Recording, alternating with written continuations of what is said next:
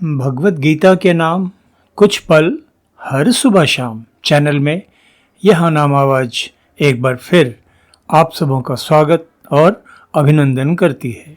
साथियों, आज आप सबों के बीच प्रस्तुत है भगवत गीता पंचम अध्याय कर्म संन्यास योग का 27वां तथा 28वां श्लोक।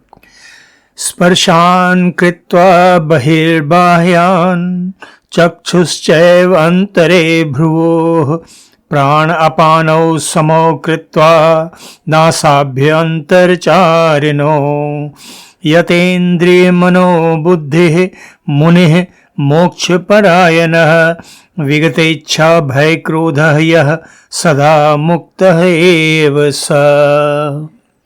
इन श्लोकों के सरल शाब्दिक अर्थ इस प्रकार हैं।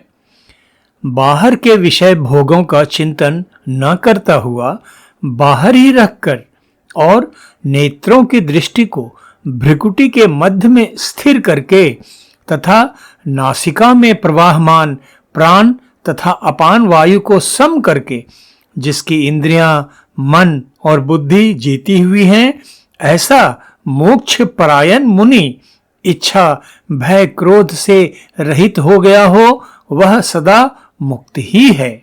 साथियों, भगवत गीता के आज प्रस्तुत 2 श्लोकों में योगेश्वर श्री कृष्ण अपने प्रिय शिष्य अर्जुन को स्पष्ट रूप से ध्यान योग साधना की विधि बतला रहे हैं, जिसके संकल्प पूर्ण अभ्यास से मुमुक्षु अर्थात मोक्ष प्राप्ति आकांक्षी साधक अंततः संसार बंधन से मुक्त होकर निर्वाण की परम शांति तथा परमानंद की स्थिति प्राप्त कर लेता है। घोर अवसाद तथा उद्विग्नता की मानसिक स्थिति से अर्जुन को उबार कर गुरु योगेश्वर श्री कृष्ण अब उसे ध्यान योग साधना के माध्यम से उस उच्च आध्यात्मिक स्थिति को प्राप्त करने की विधि बतला रहे हैं, जिससे मनुष्य संसार में रहकर भी सांसारिक कर्तव्यों का पालन करते हुए भी पाप पुण्य रूपी समस्त सांसारिक द्वंद्वों से परे अनासक्त निष्काम निर्विकार कर्तव्य परायण कर्मयोगी हो जाता है। सुख दुखम समे कृत्वा लाभा लाभो जया जयो ततो युद्धाय युज्यस्व नैवं पापम अवाप्स्यसि। हमें इस बात का ध्यान रखना चाहिए कि क्षत्रिय धर्म कर्तव्य पालन के क्रम में अर्जुन जब पाता है कि अपना अधिकार हासिल करने के लिए इस युद्ध में विजय पाने हेतु उसे अपने परम श्रद्धेय गुरुजनों तथा परम प्रिय आत्मीय जनों की हत्या करनी होगी, तो इस घोर पाप की कल्पना से ही मानसिक अवसाद की इतनी गहरी स्थिति में वह पहुंच गया कि उसने युद्ध न करने का निश्चय कर लिया। भगवत गीता का यह प्रसंग हमें इस बात की भी प्रेरणा देता है कि नियत कर्तव्य पालन के क्रम में हमें कितना भी कठोर कर्म करना पड़े, हमें विचलित होकर अपने कर्तव्य पालन से पीछे नहीं हटना चाहिए। भगवत गीता का यह प्रसंग हमें यह शिक्षा भी प्रदान करता है कि योग साधना हमें वह मानसिक संबल, मानसिक शक्ति तथा मानसिक संभाव रूपी संतुलन प्रदान करती है, जिससे हम बिना किसी द्वंद्व में पड़े निरपेक्ष भाव से कठोर कर्तव्य का पालन कर सकते हैं।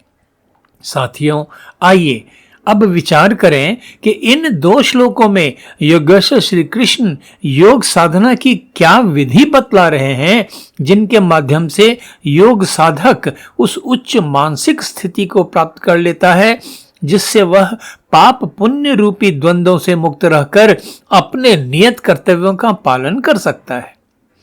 साथियों, योगेश्वर श्री कृष्ण सबसे पहले आत्म संयम की बात करते हैं, जिसके द्वारा योग साधक सांसारिक विषय भोगों के चिंतन तथा उनमें लिप्त होने की सहज स्वाभाविक इच्छा से अपने आप को असंग मुक्त कर लेता है। सांसारिक विषयों का चिंतन तथा उनके भोग की इच्छा मनुष्य को सदा अशांत, उद्विग्न, अतृप्त बनाए रखती है, जिसके कारण उसकी एकाग्रता की शक्ति क्षीण हो जाती है और योग साधना की पूर्णता तथा सफलता के लिए तो एकाग्रता अनिवार्य आवश्यकता है। तो इस प्रकार आत्म संयम की स्थिति प्राप्त कर लेने के बाद मुमुक्षु योग साधक अपने दोनों नेत्रों की दृष्टि को भ्रुकुटी के मध्य भाग में केंद्रित करता है। इसके साथ साथ योग साधक को अपने श्वास प्रश्वास की गति पर भी ध्यान देना होता है। शांत स्थिति में प्राणवायु तथा अपान वायु अथवा सामान्य भाषा में कहें तो श्वास प्रश्वास की गति सम होती है। श्वास को भीतर की ओर खींचना, जिसके माध्यम से वातावरण में ऑक्सीजन के रूप में उपस्थित ब्रह्मांडीय प्राण शक्ति प्राणवायु के रूप में शरीर में प्रवेश करती है, तथा अपान वायु जिसके माध्यम से शरीर की अशुद्धियां शरीर से बाहर निकलती हैं। यह तो शरीर की स्वाभाविक क्रिया होती है, किंतु शरीर में प्रवेश करने वाली प्राणवायु तथा शरीर से बाहर निकलने वाली अपान वायु की गति मनुष्य की मनोदशा पर भी निर्भर करती है। हम सब ने तो अनुभव किया ही है कि अत्यधिक क्रोध की स्थिति में श्वास प्रश्वास की गति तेज हो जाती है और शांत मनोदशा में श्वास प्रश्वास की गति इतनी शांत होती है कि मनुष्य को आभास भी नहीं होता है कि उसकी श्वास प्रश्वास की प्रक्रिया लगातार चल रही है। योग साधना के द्वारा मानसिक शांति तथा एकाग्रता की स्थिति प्राप्त करने के लिए साधक को प्राणवायु तथा अपान वायु की गति को सम रखने का अभ्यास करना होता है। इन दोनों की समस्थिति मानसिक एकाग्रता प्राप्त करने में सहायक होती है। मानसिक शांति तथा एकाग्रता से इंद्रियों, मन तथा बुद्धि पर नियंत्रण स्थापित करना सरल आसान हो जाता है। पूरी तरह से नियंत्रित इंद्रिय, मन, बुद्धि वाला साधक ही अपनी योग साधना को पूर्णता की स्थिति तक ले जाने में सफल हो सकता है। मेरे परम आराध्य सद्गुरु सदाफल देव जी महाराज ने भी संत अर्थात मुमुक्षु योग साधक के लिए आत्म संयम की अनिवार्यता को रेखांकित करते हुए कहा, इंद्रिय मनवाणी अशन संत संयमी होय, अटल नियम दृढ़ संत का दृढ़ प्रतिज्ञ पर सोय।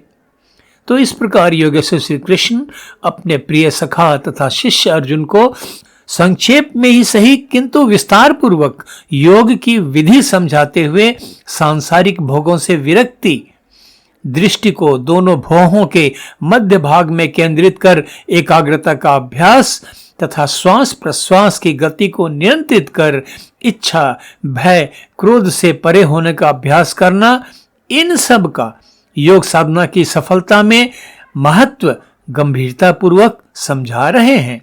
श्री कृष्ण ने इच्छा, भय तथा क्रोध पर विजय पाने की बात भी कही है।